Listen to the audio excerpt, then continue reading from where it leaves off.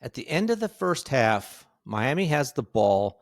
They get it to midfield, and they're going to have to throw a Hail Mary. So what does Tua Tagovailoa do? They hike him the ball. He looks and looks and looks. He can't find anybody open, and he gets sacked.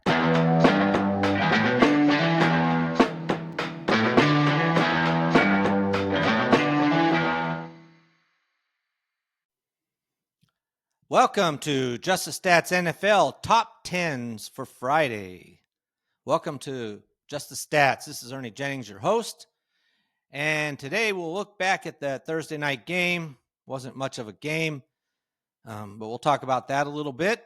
Also, we'll cover some team stats, overall team stats. And then we'll call it a wraps for Friday. And we'll be looking forward to talking about all the games that happen on Sunday. A lot of good games. There's a couple really important games. I don't know if you haven't seen my top 10 teams. I did not have the Buffalo Bills ranked in the top 10. I know that's crazy, but I didn't.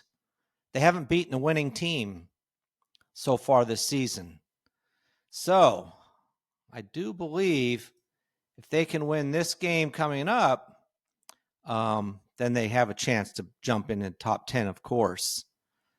Because I do believe the Buffalo Bills are playing Kansas City Chiefs in Buffalo.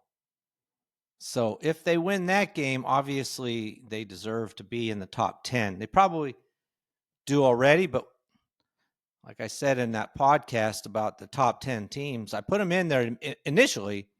And then as I kept adding teams or rearranging the teams, I kept bumping them out. And then when I looked at who they've beaten this season, I thought, well, look, hey, they haven't beaten anybody with a winning record. And the two teams, well, they lost to the Atlanta Falcons, who are not a winning team. And they lost to New England Patriots in their division. So I thought, how can I put them up there at this point in time? Though when we look at some of these team stats, they're up there in all the team stats. And so is that because they're a good team, or is that because they keep playing poor teams? So we'll have to see. All right. So with that, let's check out some of this information that I've compiled since yesterday. And first of all, we'll look at the Thursday night game between the Baltimore Ravens and the Miami Dolphins. The Ravens won it 28-6. Really, it could have been a much closer game. The Miami Dolphins, they sure know how to shoot themselves in the foot. But looking at the Ravens, Lamar Jackson looked really good, precise with his passes, so it's good for the Ravens to have him back, but he made some really nice passes in this game. Derrick Henry had 119 yards. Very good there. You know, the one thing about Derrick Henry that's so fascinating is he is not that good of a goal line, you need 1 yard kind of a guy. You would think that he would easily be that, but he's not. It's more, I don't know. He's just not that kind of a guy. He doesn't seem to be able to have that speed built up to hit the hole or even force his way through. But I mean, you give him a chance to get going a little bit and he's scary.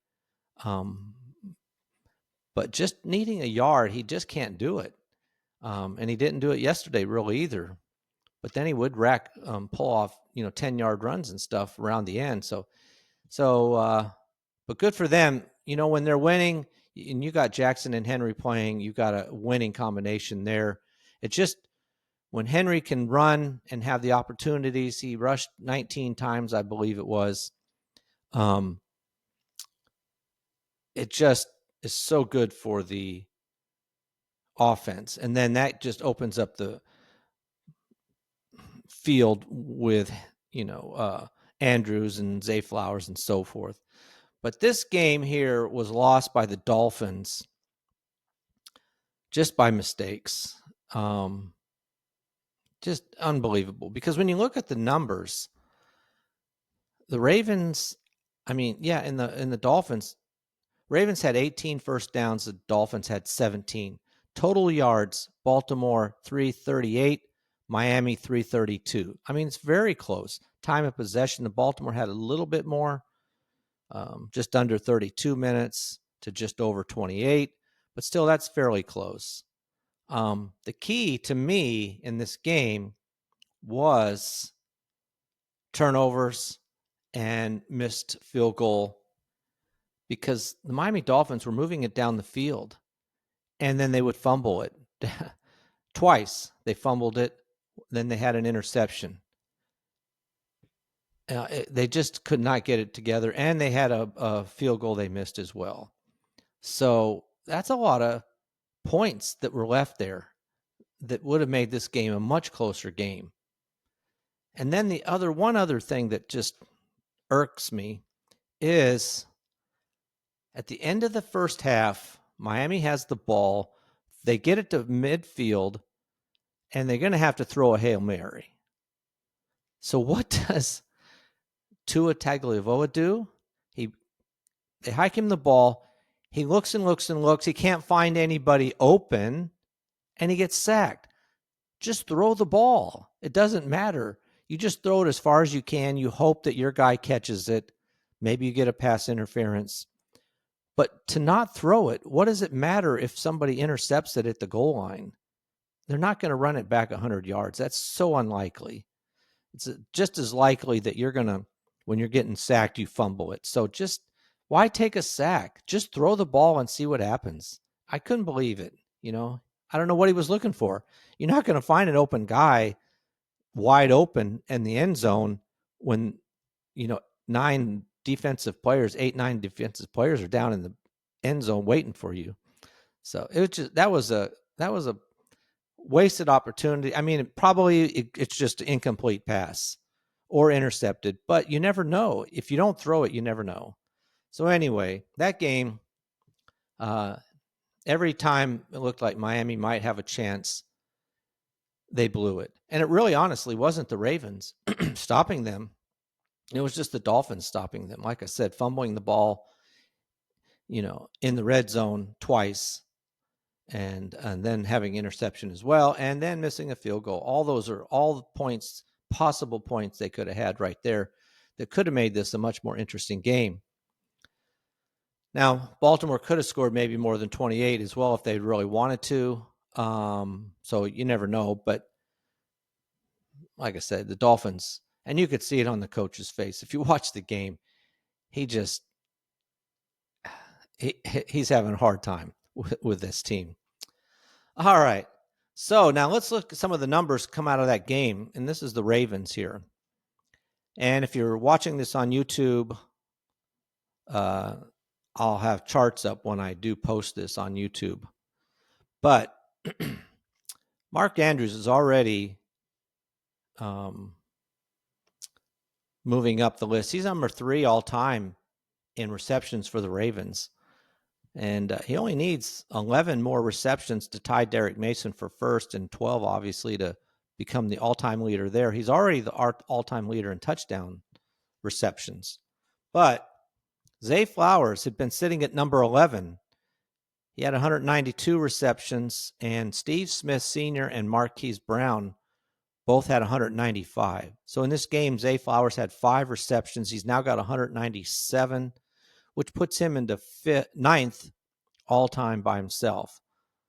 So that's finally got another player here from the Ravens in the top 10. And honestly, 471 receptions is the all-time leading number for the Baltimore Ravens as far as receptions go. That's amazing. I'd have to go through. I don't even think the Chicago Bears have a number that low as far as the number 1 player. A lot of teams have a player with anywhere from 800 to 1,100, somewhere in that range as their number 1 wide receiver or receiver, period. Sometimes it's a tight end, say like Kansas City with Kelsey. So Mark Andrews definitely has a chance to be another tight end to go to number 1. Todd Heap was a tight end. He's number 2. So that'll be the next person for Mark Andrews to pass. But Zay Flowers now moves into the top 10. He's number 9. Travis Taylor with 204 receptions is in 8th. That's the next spot for Zay Flowers. And honestly, Zay Flowers needs only 37 receptions to move all the way to 5th, believe it or not. And then there's a big jump after that. So he could move way up the list this season. All right, so that's Zay Flowers and receptions. Now in touchdowns, like I said, Mark Andrews already number 1 in this category. He had 2 last night. So Jackson was very efficient with his passing, like 18 for 23 for a little over 200 yards. Really efficient, but he threw 4 touchdown passes, and 2 of them were to Mark Andrews. So Mark Andrews now has 55 receiving touchdowns, which is 14 more than second place. Pretty good there. Now, on the bottom end of this top 10, Rashad Bateman and Isaiah Likely have been sitting on 14 for a couple of weeks. And finally, Rashad Bateman had a touchdown reception. So he's now moved into the tie for top 10. He's tied for 10th with 15 touchdown receptions. He's tied with Travis Taylor. They both have 15. So Isaiah Likely's the guy still sitting on right on the outside trying to get into the top 10. He's 1 touchdown away. Now, next up for Rashad Bateman is Jermaine Lewis with 16. So he's got a chance to move up this list a little bit himself. I mean, he's got 15. He's not getting that many. Michael Jackson and Derrick Henry are tied for 7th and Quadre Ismail tied for 6th, actually, with 18. So he could get as far as that, I think, possibly. But when you watch the Ravens, it's the tight ends that seem to catch a lot of these touchdown passes. Jackson's able to wait long enough for a tight end to get open in the end zone often, and then that's where the touchdowns come. And in this game, most of these receptions that I can think of, if not all of them, the receiver is wide open. So it was not too good of a defense for the Miami Dolphins last night as far as coverage goes. All right, now let's look at some of the top 10 teams issues, or not issues, but categories. So we'll start with points per game. And this will show you a little bit why I put Indianapolis Colts as the number 1 team in the NFL, at least right now. Obviously, things can change. You never know. But right now, the Indianapolis Colts lead the NFL in points per game with 33.8. In fact, they increased it by 0.7 from week 7. They've upped their total points per game. Dallas Cowboys are second with 30.8, and the Detroit Lions have 30.7. They were on a bye week. Dallas Cowboys dropped almost a full point last week. They scored 22 in their game. So you've got the Indianapolis Colts 3 points more per game, field goal basically, than the second best team. There's only 3 teams scoring 30-plus points a game right now. Now, when you're looking at this, Buffalo Bills did move up this list quite a bit. They came in from week 7. They had 27.8. After week 8, they had 29.6. So almost 2 points a game they jumped up there. Pretty good there. And most of the teams in this list did jump up. The 2 that didn't dropped right out. And now the Eagles and the Denver Broncos make up the bottom end of the top 10 here. Denver Broncos have 25.9 points a game, and the Eagles 26 points a game. So they made it into the top 10. But you can see right there that there's a 7-point touchdown difference between the teams at the bottom of this list and then the Indianapolis Colts at the top. So they have been looking good. All right, so that's a look at the points. Now, look at the yards, and this is kind of interesting because there's not a huge difference in a way. Indianapolis Colts also lead most yards per game. they're averaging 385.3 yards a game. That's a lot, honestly. 250.9 passing, 134.4 rushing. So they lead total yards. Dallas Cowboys are just a yard, 1.2 yards behind, 384.1. They're averaging 263.8 yards passing and 120.4 yards rushing. So the Dallas Cowboys lead the NFL in passing yards per game with 263.8. I find this interesting because then it kind of shows you why. So like last week in week 8, only two quarterbacks had 300 or more yards passing. It's not an easy thing to do, honestly, when your leading team is averaging 264 yards a game. That's the Dallas Cowboys. So somebody's got to up their number in a single game, by at least, 36 yards, if that's the Dallas Cowboys, to even get to 300. And some of these other teams need even more, So somebody like the Los Angeles Rams are averaging 256.7, so 257 yards. And Stafford has thrown for over 300 yards, quite a bit more. But just to even he's got to go over his average by 43 yards just to get to 300. So that shows you how hard it is for some of these teams, to have a 300-yard game. All right, so Buffalo Bills are third with 282.9, 218.4 passing, and 164.4 rushing. That is the highest number as far as rushing goes, 164.4. And just like in the passing, where Dallas Cowboys 263.8 yards passing, the next best team is the Rams with 256.7. So that's, 7 yards per game fewer. It's a kind of a big gap right there. Now, it's even bigger when you're looking at rushing. Like I said, the Bills are averaging 164.4. The next best team is the Denver Broncos with 137.8. That's a huge difference. It's talking about the teams in the top 10. So quite a bit of a difference there. Buffalo Bills do have between Cook and Allen, they do rush for quite a bit of yards. The other interesting thing on this chart is you have a couple of little gaps. You have 3 teams that are averaging over 380 yards, and then you have 2 more that are averaging over 378, and then there's a big drop. So Kansas City Chiefs come in at 5th with 378.3 yards. And 6th is the Rams with 360.1. That's 18 yards a game difference. Pretty big, honestly. That's almost 2 first downs right there, if you want to look at it like that.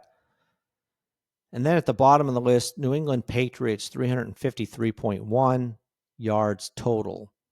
So when you look at that compared to the Colts at number 1, that's 32 yards a game. That's 3 first downs, which could be very meaningful when you're moving down the field. If you're getting 30 more yards a game than the other team, that's not bad.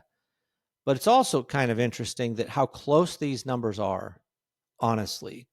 When you look at it, Colts 385, Cowboys 384, that's a yard in a game, an entire game. That's not that much.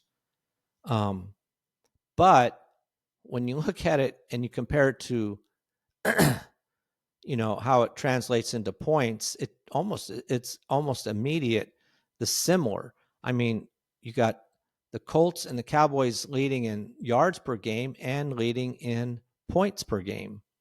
So it does translate quite a bit. Now, the Detroit Lions are 3rd in scoring per game, but 8th in yards per game. So big difference there. One of the few. It's a little bit interesting to see how these translate. Somebody like the Philadelphia Eagles, who just broke into the top 10 as far as points go, they're not even in the top 10 as total yards per game. So that's something to watch. We'll see if Indianapolis Colts can continue to stay on top as far as this goes. I don't know. Their schedule will get more difficult. We'll see if these numbers continue to maintain themselves.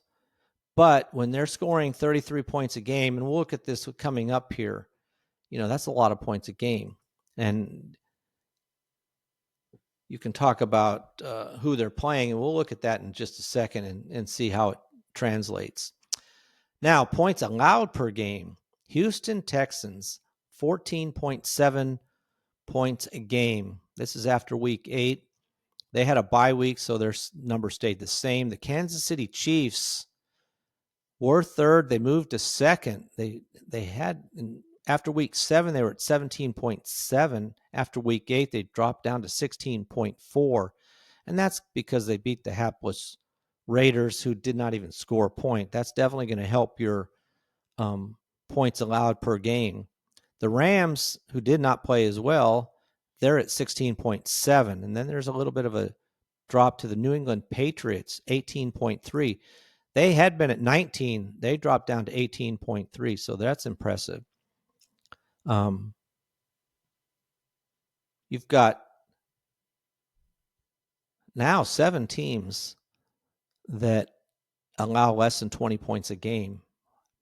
And when you cross-reference this in a way, and we'll get this when we get to it, but the Colts allowing 19.3 and scoring 33.1. That's a huge difference. The only new team on this list is the Buffalo Bills jumped into the top 10. They're allowing 20.9 points a game. So they jumped into number 9 spot. All right, let's look at this as far as scoring margin.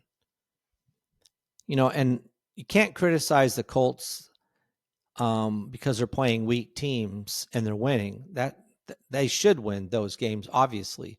But when you're looking at the scoring, Indianapolis Colts are number 1 in scoring margin. They're averaging 14.5 points more than they're allowing. That's 2 touchdowns more. So they are beating the teams that they should beat, and they're beating them easily.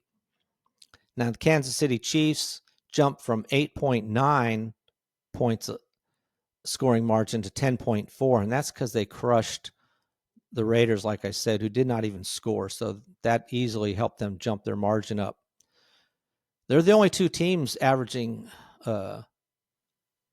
having a scoring margin over 10 yards or 10 points, I guess it should say. So the Colts are averaging 2 touchdowns better. The Kansas City Chiefs are averaging a touchdown and a field goal better than their opponents. Detroit Lions, 9.1. They're the next team. Buffalo Bills, 8.7. The Patriots, 8.4. This is kind of interesting to me because, like I said, I didn't put the Bills in the top 10, but they're doing fairly well. And again, but they're playing bad teams. And the two losses they have are against the Falcons and the Patriots. The Patriots have a winning record. So, they should have a decent scoring margin, if considering who you're playing. They have not beat, like I said, they have not beat a winning team yet, and they've lost to a team with a 3-4 record. That's the Falcons. And then they, of course, lost to the New England Patriots in Buffalo, by the way. So we'll see how they do against Kansas City. That's a huge game, that game right there, because of the standings right now. When you look at it, the Buffalo Bills are definitely putting the pressure on the New England Patriots for first place. And they would be tied. Right now, the Patriots have played one more game, so they have a half-game lead on the Bills, plus the tiebreaker is in the favor of the Patriots. But the Bills are putting pressure on them. So if they lose this game, that gives the Patriots a little bit of a break there. And it's the same for the Denver Broncos and the Los Angeles Chargers. Kansas City Chiefs started off so bad, and yet now they're tied with the Chargers at 5-3, and they're only a game behind the Denver Broncos, who are at 6-2. And obviously, there's still more divisional games left to play. So, the Denver Broncos and the Chargers are definitely rooting for the Buffalo Bills to win to give themselves a little cushion over the Kansas City Chiefs, who are going to be there in the end at some point. And so any help they can get from the Bills, they'd appreciate. And the same goes for the Patriots. They would love to see the Bills lose this game and give themselves a little bit of a gap, not only the tiebreaker, but then a whole game edge over the Bills as well. So it's a big game for the Bills and the Chiefs. It's going to hurt one of them and help their divisional rivals, and then vice versa. So we'll see how that goes. All right. That's a look at this. Now, Houston Texans, they lead the NFL in fewest points allowed, and they have a scoring margin of 7.1 that they're winning their games by. They're another team that needs to get on a big winning streak, and they're averaging a touchdown better than their opponents, so they could become a much more difficult team to play.